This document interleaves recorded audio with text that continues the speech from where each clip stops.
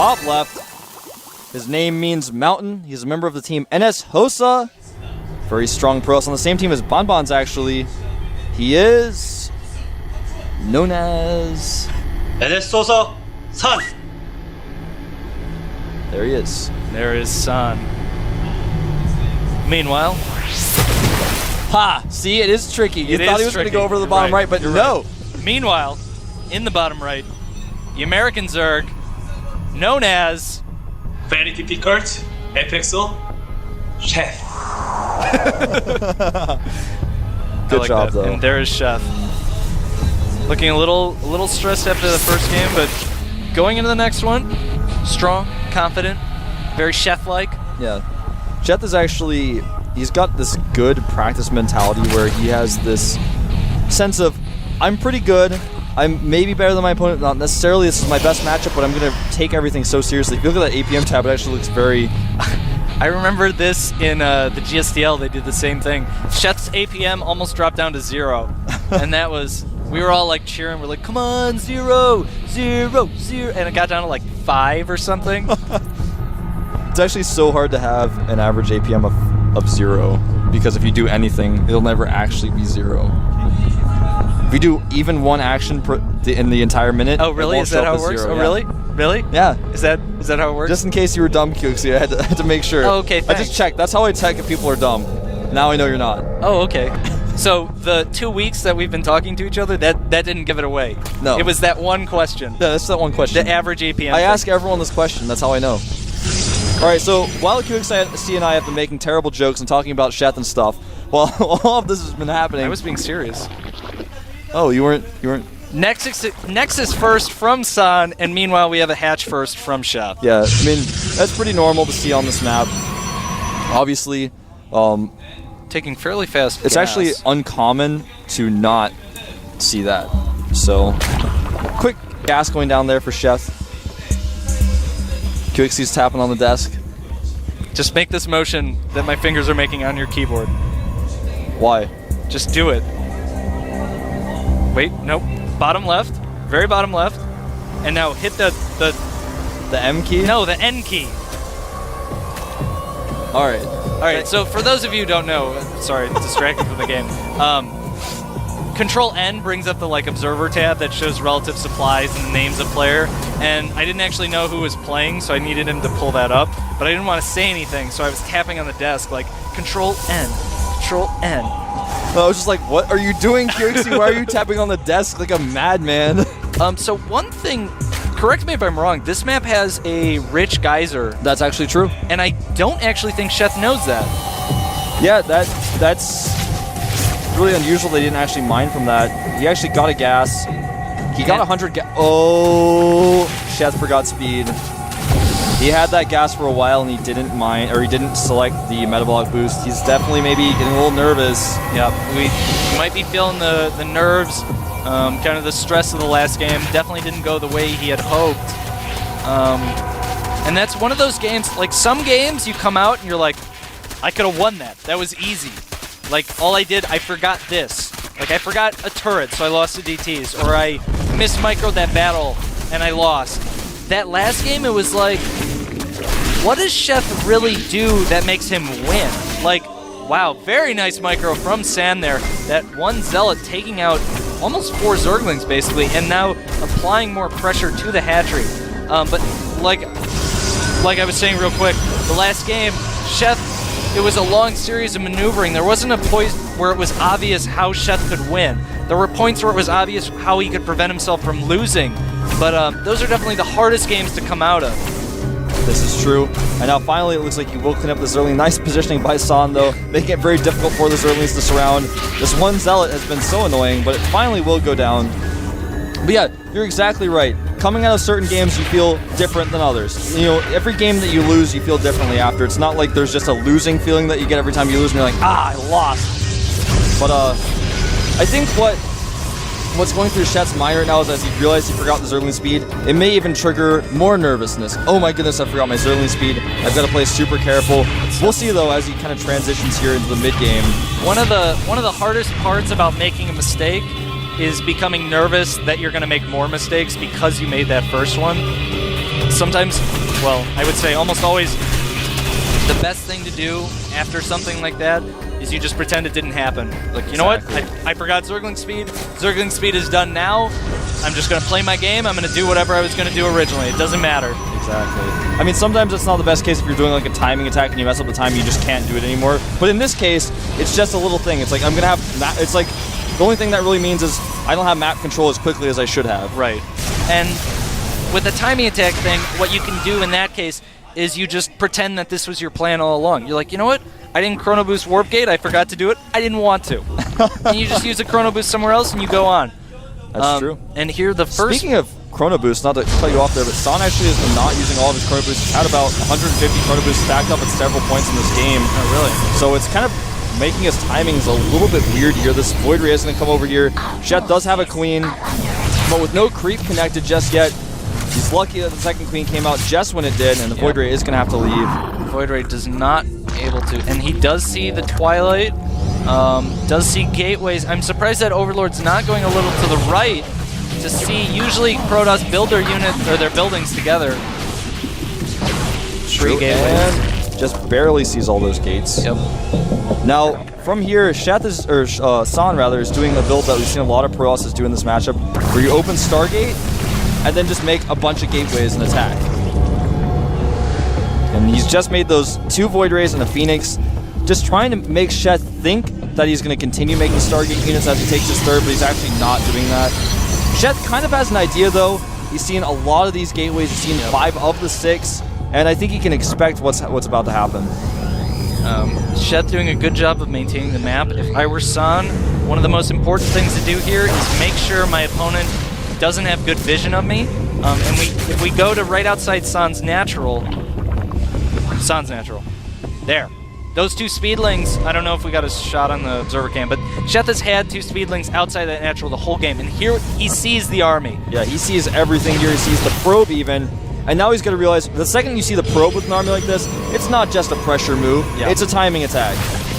Oh, and does he get those 2 sentries? That would be huge. That is really good.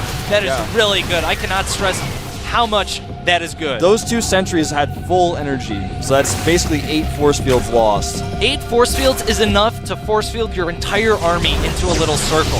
Yeah, he actually should have force fielded his own sentries into a circle to at least try to save them. This is a scary timing when Sheth has gone Muse because it's very, very expensive and it's difficult to hold a push like this when you go Muse. And this Phoenix, I don't know what he is doing. I'm surprised Sheth went Mutas after seeing the Stargate tech. Yeah, well, here's the thing. When you go Muse after that, it's the last thing your opponent's going to say. Hold that thought. He wants to get the pylon, but doesn't. Sheth a little hesitant there, loses a little bit more than he wanted to. The thing about the mutas is normally if you make a spire like this and your opponent attacks, you just don't make the mutas because they're not good at fighting really when you have a very small number of them. And you just try to hold. But in this case, he did make some mutas, so it's going to make it a little bit harder for him to hold. But there are mostly stalkers in this mix, no real zealots. He does have blink. And without force fields, those 2 sentries would have been really key here. He would be able to engage. He can force field off a bunch of lings in the first engagement, maybe even the second one.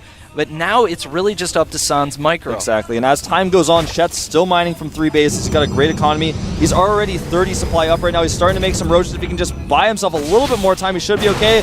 But Sheth is not going to have that extra time because Son is attacking now. Kind of.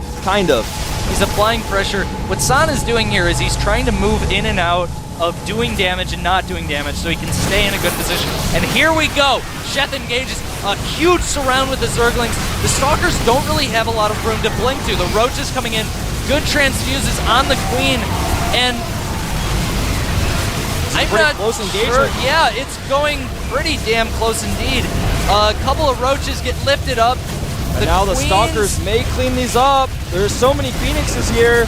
The Roaches all drop. Do the Phoenixes have more energy? They do. He's not using it. They can do a little more lifting up, but there's just not enough stuff to kill the Roaches, and it looks like Sean's actually going to clean this up.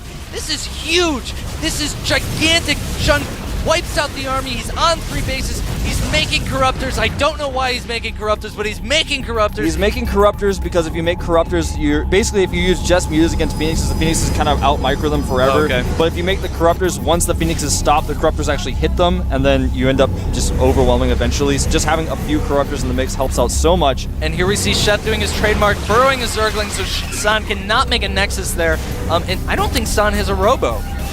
I'm checking right now throughout his base. He does not have a Robotics. And how has Sheth started Burrow speed?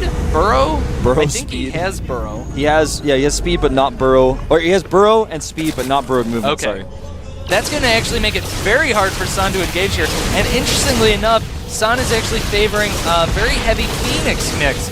I think San is kind of playing to the last game where he was like, he saw Sheth continue to make Mutas, so many Mutas, and I think he thought that's kind of what he would be seeing this game.